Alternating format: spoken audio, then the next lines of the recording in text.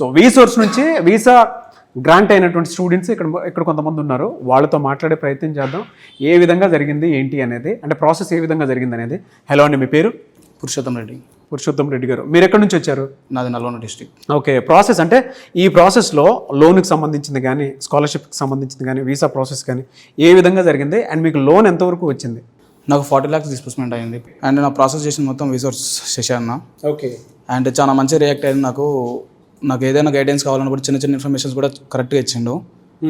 And నేను ఇక్కడికి వచ్చి విజిట్ అయింది 2 months బ్యాకే. ఇప్పుడే నాకు ఈ 2 monthsలోనే నాకు వీసా గ్రాంటెడ్ చేసిండు. అంటే ఇది వీసా వల్ల సాధ్యమవుతుంది. స్కాలర్షిప్ ఎంత వచ్చిందండి మీకు? స్కాలర్షిప్ 2500 pounds వచ్చింది. 2500 pounds.